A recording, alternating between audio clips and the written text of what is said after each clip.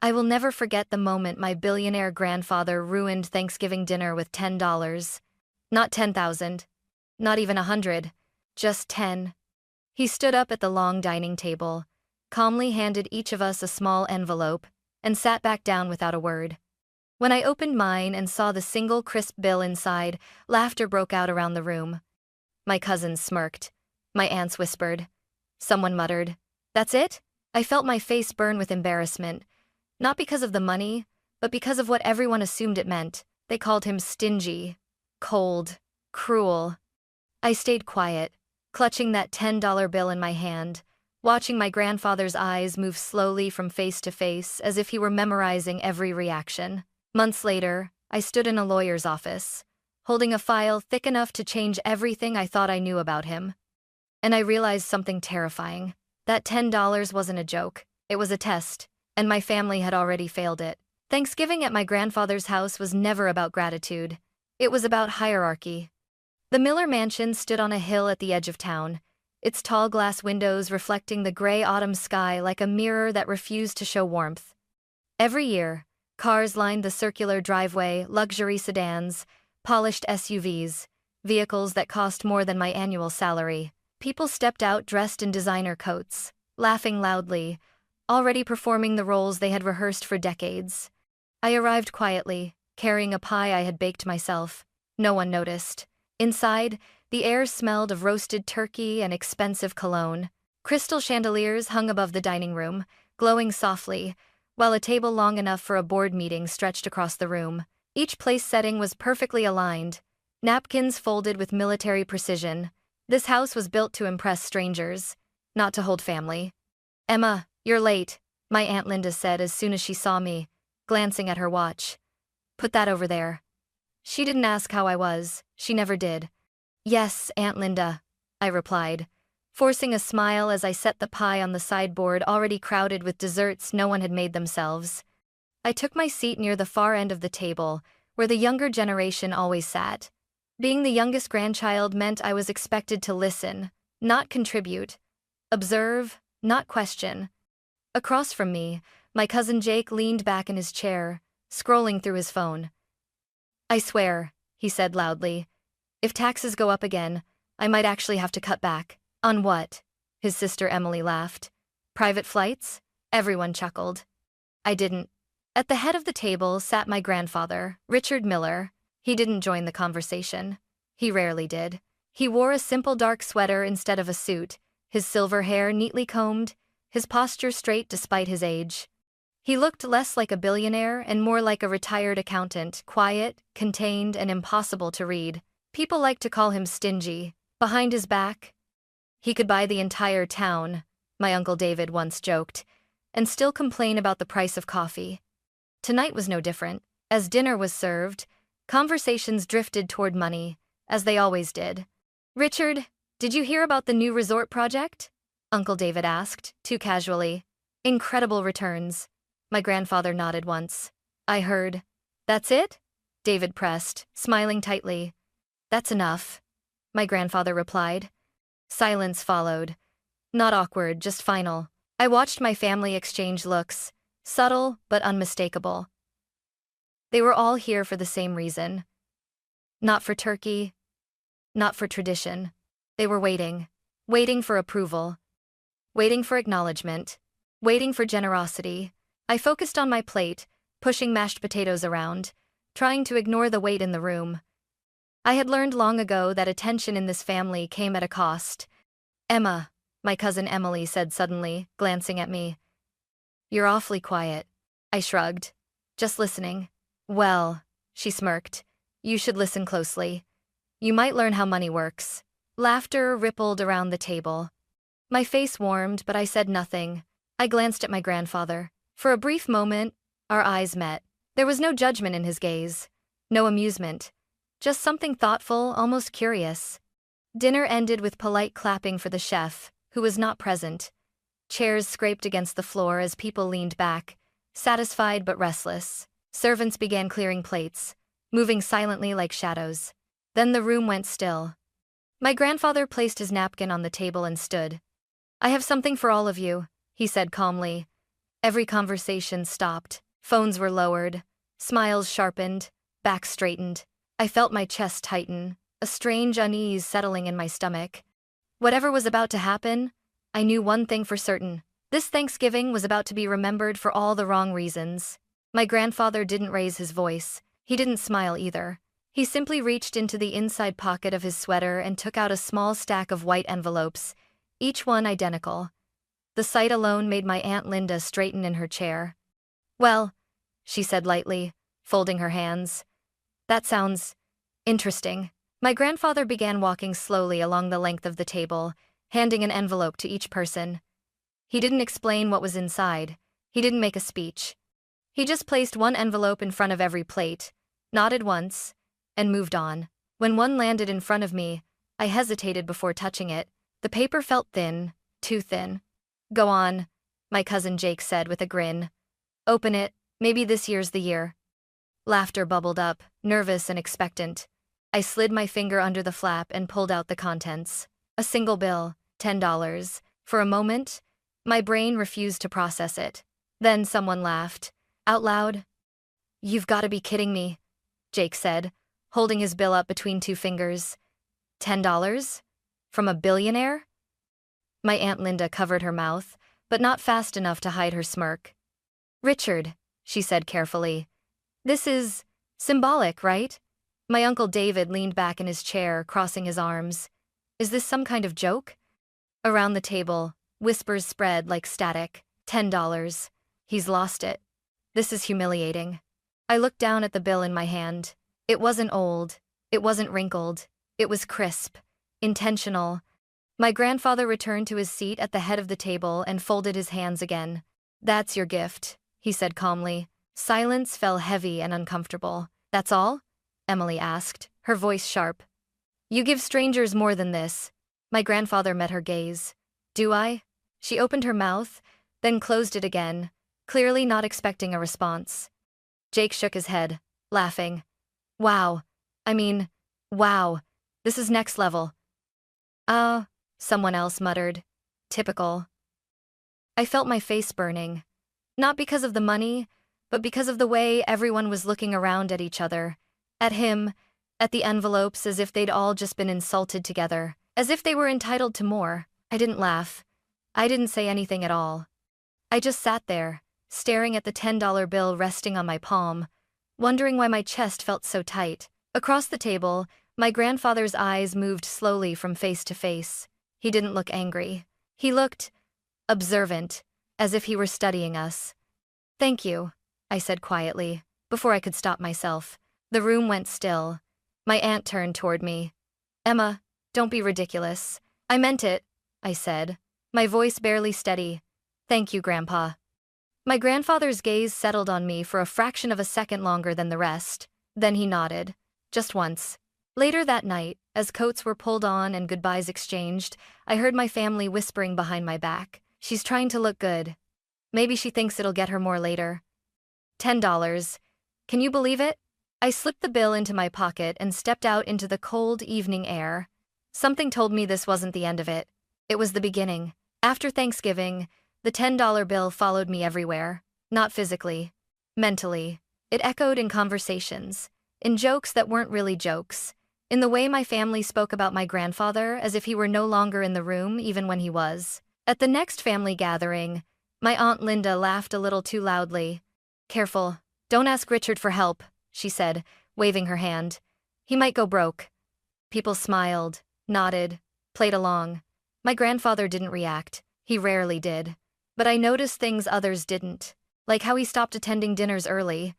How he lingered by windows, looking out instead of engaging. How conversations fell flat when he entered a room, then resumed as soon as he left. The label had settled. Stingy, cold, miser. And everyone wore it like a badge of moral superiority. One afternoon, I visited him alone. That alone was unusual. The mansion felt different without my family's voices filling it. Quieter, colder. The staff moved respectfully but kept their distance, as if they understood something the rest of us didn't. I found my grandfather in the library. Rows of books lined the walls, old, well-worn, nothing flashy. He sat by the window, reading without glasses, the late afternoon light casting long shadows across the floor. "You didn't call ahead?" he said without looking up. "I wasn't sure you'd want company," I replied. He closed the book slowly and studied me. "That depends on the company," I swallowed. "I just wanted to check on you." He nodded once. "Sit." I took the chair across from him, suddenly aware of how quiet the room was. No ticking clock, no music, just us. "They're still talking," I said finally. "I know. Doesn't it bother you?" He leaned back, folding his hands over his chest. "People reveal more about themselves when they think they're judging someone else." "That sounds lonely," I said softly. For a moment something flickered across his face, then it was gone. "Loneliness," he said evenly, "is not the same as being alone." I hesitated. "Then why, the $10? He looked at me carefully. "That bothered you?" "No," I said quickly, then corrected myself. "It confused me." A faint smile touched his lips, not warm, not cruel, thoughtful. "Confusion is useful," he said. "It forces people to confront their assumptions." I frowned. "About money?" "About character." The words stayed with me long after I left. In the weeks that followed, my family's attitude shifted not toward him, but toward each other. They complained more openly. Compared notes, calculated. "If he's not going to help us," Jake said once, "we should stop pretending." "Honestly," Emily added, "he's selfish. That's all there is to it." I wanted to argue, but I didn't know how, because I still didn't understand. Then, one evening, my grandfather called me. "Come by tomorrow," he said. "I need help organizing some papers." I arrived early. The documents were already laid out neatly, stacked folders, labeled but not explained. "These aren't finances," I said after a while. "No," he replied. "They're histories." I flipped through one folder. Hospital correspondence. Another school tuition records. Another legal aid letters. None of them had names attached. "These aren't yours," I said slowly. He met my gaze. "They're not meant to be." My heart began to race. "Why are you showing me this?" He didn't answer immediately. Instead, he asked, "Emma, do you know why most people fail tests they don't realize they're taking?" I shook my head. "Because they think the reward comes first," he said, "and the meaning comes later." He stood, signaling the conversation was over. "Go home," he said gently. "We'll talk again." I left with more questions than answers, and a growing sense of unease. Because something was happening beneath the surface of our family, something none of us wanted to acknowledge. And for the first time, I suspected that the $10 wasn't the story, it was the warning. The call came on a Tuesday morning. I remember because I was halfway through a cup of coffee, staring out my apartment window, when my phone lit up with an unfamiliar number. I almost ignored it. Almost. "Hello?" I said cautiously. "Miss Emma Miller?" a man asked, his voice calm, professional. "Yes. My name is Thomas Reynolds. I represent your grandfather, Richard Miller." My stomach tightened. "I'm calling to inform you that your grandfather has requested your presence this afternoon," he continued. "It's important. Is something wrong?" I asked, already knowing the answer before he spoke. There was a brief pause. Just long enough. "His health has declined," Reynolds said carefully. "He would like to see you while he's still able to speak for himself." The room felt suddenly too small. "I'll be there," I said. The mansion felt different that afternoon. Quieter than usual. Not empty but restrained, as if everyone inside was holding their breath. The staff moved more slowly, their voices lower. I was led not to the library this time, but upstairs, to the west wing. My grandfather's bedroom door was slightly open. He was sitting upright in bed, thinner than I remembered, a blanket pulled neatly over his legs. He looked older, more fragile, but his eyes, sharp, focused, were the same. "You came quickly," he said. "Of course," I replied, taking the chair beside his bed. "How are you feeling?" He shrugged. "I've felt worse. I've felt better." There was a knock at the door. Thomas Reynolds stepped inside, carrying a slim briefcase. "We won't take long," my grandfather said. "Sit, Thomas." Reynolds opened his case and laid out several documents on the bedside table. "These are legal protections," he explained. "Medical certifications, trust amendments, witness confirmations." My heart began to pound. Why are you showing me this? I asked. My grandfather looked at me steadily. Because I need someone who listens. Reynolds cleared his throat. Your grandfather has made certain arrangements, some of them unconventional. I swallowed. Arrangements for what? For what happens after, my grandfather said simply. I didn't speak. I couldn't. Emma, he continued, you are the only person in this family who thanked me without asking what came next. My chest tightened. You didn't laugh, he said. You didn't whisper. You didn't calculate. Reynolds nodded. That matters more than you realize. A wave of fear washed over me. Are you saying? I'm saying, my grandfather interrupted gently, that people reveal themselves when they believe they're being disappointed. I will ni will tan she and that it's see. I shook my head slowly. They'll never understand you. He smiled faintly. They were never meant to. I reached for his hand, surprised at how cold it felt. What do you want me to do? I asked. He squeezed my fingers weakly. Nothing yet. Reynolds stood. We'll continue later. As I left the room, I heard my grandfather's voice one last time. Emma. I turned. Remember, he said softly, generosity isn't measured by what you give. It's measured by what you expect in return. That night, I lay awake, replaying every word, because I knew deep down that whatever he was preparing would not bring peace. It would bring conflict. And I was standing directly in its path. My grandfather passed away 3 weeks later, quietly. No dramatic final words, no last-minute confessions. Just a short phone call from Thomas Reynolds, his voice steady and professional, informing me that Richard Miller had died in his sleep. I sat on the edge of my bed for a long time after that call ended, staring at the wall as if it might explain something to me. It didn't. The funeral was held on a cold gray morning, the kind where the sky feels heavy, pressing down on your shoulders. The chapel was elegant but strangely empty. There were no long lines of mourners, no emotional speeches, just polite nods, hushed conversations, and eyes that kept drifting toward one another, not toward the casket. I stood in the back, dressed in black, my hands clasped so tightly they ached. Across the aisle, my family sat together, not united, strategic. My Aunt Linda leaned toward Uncle David, whispering behind her hand. My cousins checked their watches. Someone sighed loudly, impatient. No one cried. I wanted to scream. After the service, as people stepped outside into the cold air, I overheard fragments of conversation. Did he change the will? He wouldn't dare cut us out. I heard he got worse toward the end, as if he were a burden. The reading of the will was scheduled for the following afternoon. Thomas Reynolds's office overlooked the city, all steel and glass, impressive, controlled, neutral. The kind of place where emotions didn't belong. Everyone arrived early, too early. They filled the conference room, sitting stiffly around the long table, eyes sharp with expectation. When I entered, conversations stopped. Why is she here? My cousin Jake muttered. Emily didn't bother lowering her voice. Probably curiosity. She was always close to him. I took the last chair at the far end. Thomas Reynolds entered precisely at 2 o'clock. Thank you for coming, he said, taking his seat. I'll begin. He read calmly at first. Standard distributions, legal language, corporate assets. People relaxed. Then he paused.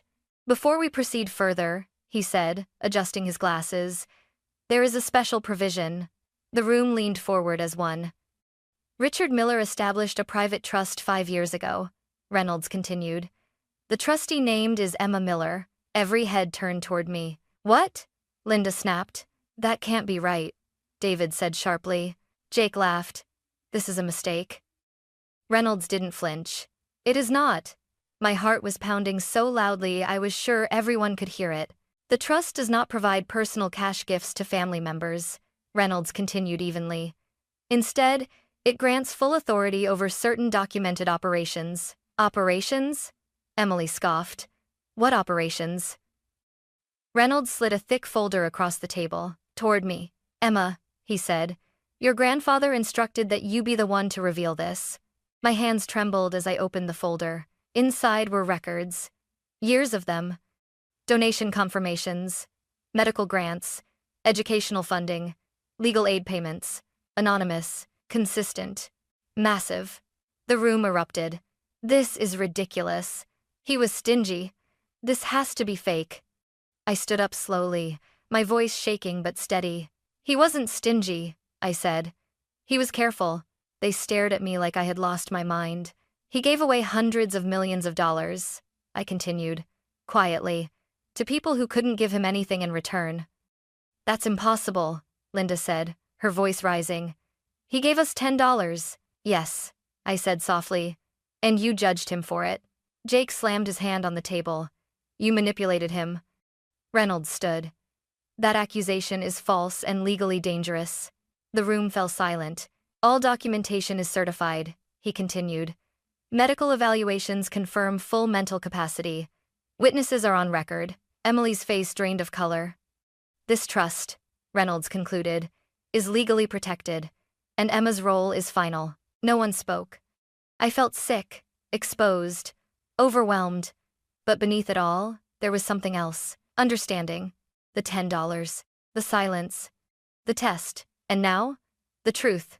As the meeting ended, my family avoided my eyes. Some with anger, some with fear, some with shame. I walked out of the office alone. And I knew, without question, this wasn't the end of the conflict. It was only the beginning. The backlash didn't wait. It started before I even made it home. My phone buzzed non-stop, missed calls, messages, voicemails piling up faster than I could read them. Some were from family members, others were from numbers I didn't recognize. I ignored all of them. By the next morning, the story had spread. Not the truth. A version of it. Granddaughter takes control of billionaire's assets. Family dispute erupts after will reading. Was Richard Miller manipulated? I stared at the headlines on my laptop, my hands trembling. Each article twisted the facts just enough to make doubt feel reasonable. At noon, my Aunt Linda showed up at my apartment. She didn't knock. She stood outside the door, pressing the buzzer repeatedly until I answered. Emma, she said sharply, stepping inside without permission. What do you think you're doing? I closed the door behind her, my heart racing. This wasn't my decision. Oh, don't play innocent, she snapped. You were always the quiet one, the observant one. We should have known. Knew what? I asked. That I wouldn't laugh at him? Her jaw tightened. That you'd take advantage. I shook my head. Everything was legal. You heard the lawyer. We'll challenge it, she said coldly. This isn't over. And she was right. 2 days later, Thomas Reynolds called. They're preparing a formal legal challenge, he said. Claims of undue influence, exploitation. My chest tightened. Can they do that? They can try, he replied calmly. But the trust is solid. Medical certifications, witnesses, documentation spanning decades. I sank into a chair, exhaustion washing over me. I never wanted this. I know, he said. That's precisely why your grandfather trusted you. The pressure came from every direction. Family members stopped pretending to care about my feelings. Conversations turned transactional overnight. You could at least help us out, my cousin Jake said over the phone. After everything we've done for you. What exactly have you done? I asked quietly. He hung up. Old friends reached out with awkward congratulations and thinly veiled requests. Strangers sent messages accusing me of greed. Some implied I had isolated my grandfather. Others suggested I'd hidden information. I barely slept. At night, I replayed his voice in my head. Generosity isn't measured by what you give. It's measured by what you expect in return. One evening, my parents called. They hadn't defended me. They hadn't spoken up at the will reading. Emma, my mother said carefully, you need to be smart about this. I am, I replied. No, my father cut in. Smart would be sharing, keeping peace. At what cost? I asked. Silence. Money changes people, my mother said finally. Yes, I said softly. It shows who they already were. They didn't call again after that. The legal letters arrived soon after, formal, intimidating, written to unsettle, but Thomas Reynolds countered every move with calm precision. They're relying on pressure, he told me, not facts. Still, the weight was unbearable. One night, sitting alone in my apartment, surrounded by documents and unanswered messages, I broke down, not because I was afraid of losing, but because I finally understood what my grandfather had lived with for decades: the isolation, the misunderstanding, The cost of refusing to perform generosity for applause. I wiped my tears and straightened my back. Because if I was going to carry his legacy, I had to survive the storm first. The turning point didn't come from a courtroom. It came from a spreadsheet.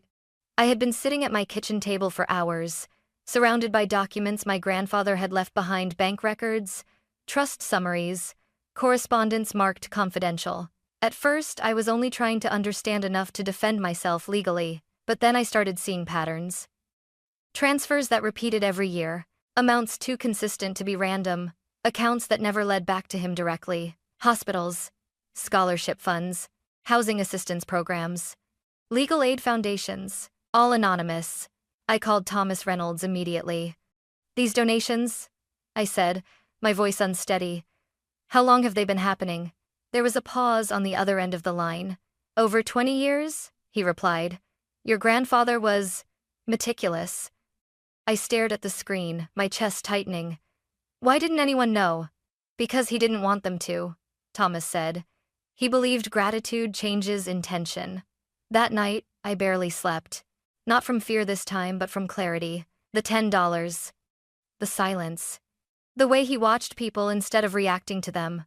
It all made sense. My grandfather didn't give small gifts because he was stingy. He gave them because he was filtering, testing, watching who valued him only when money flowed freely and who didn't. By morning, I had made my decision. If my family and the public were going to judge him, then they deserved the truth. But not as a spectacle, as a reckoning. 2 weeks later, the city announced the opening of a new community health center funded by an anonymous donor.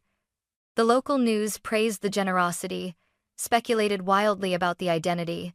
I asked to speak at the ceremony. Thomas hesitated. "Once you do this, there's no going back." "I know," I said, "but it's time." The crowd was larger than I expected. Families, officials, cameras. I stood at the podium, hands trembling, heart pounding louder than the applause. "My grandfather believed good deeds didn't need applause," I began.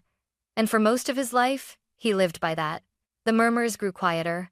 "For more than 2 decades, I continued, he quietly funded hospitals, schools, housing programs, and legal aid without ever attaching his name."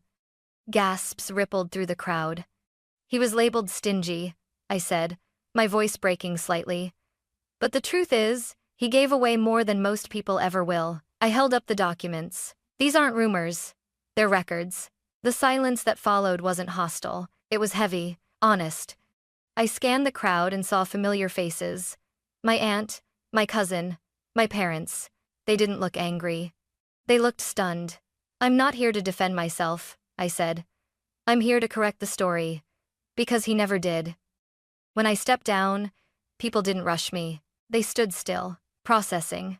And for the first time since Thanksgiving, I felt something loosen in my chest. The storm hadn't ended, but the truth was finally louder than the noise. The days after the announcement felt strangely quiet. Not peaceful, just quieter. The headlines changed tone. The accusations softened into corrections. The questions shifted from, "What did she take?" to, "Why didn't we see it?" People who had avoided my eyes for months suddenly nodded when they passed me. Some even stopped to say thank you, not to me, but to my grandfather. I accepted those words carefully. Because gratitude, when it comes too late, carries weight. My family reached out slowly. Not all at once. Not dramatically. My parents came first. They sat across from me at my kitchen table, hands folded, eyes lowered. "We were wrong," my mother said quietly. "We let our expectations speak louder than our values." I nodded. "I know." My father cleared his throat. "We don't want money to stand between us anymore." I met his gaze. "Then it can't be the reason we talk." They agreed. Not easily, but honestly. As for the rest of the family, some apologized, some didn't. Some stayed silent. I learned to let that be enough. The foundation my grandfather built continues its work, still quietly, still carefully. I oversee it, not as an owner, but as a steward. Every decision passes through lawyers, auditors, safeguards. Because generosity deserves protection too. I kept the $10 bill. Not in a drawer. Not hidden. It sits framed on my desk, a reminder of the moment everything began. Of the test I didn't know I was taking. and of the lesson my grandfather never put into words. That character shows up when there's nothing to gain. That real kindness doesn't ask to be believed. And that sometimes, the smallest gift tells you the biggest truth. Thanksgiving came again the following year. This time, I cooked. I invited only those who came without expectation. The table was smaller, the room was warmer. And for the first time, gratitude felt real. Not because of what was given, but because of what no longer had to be proven.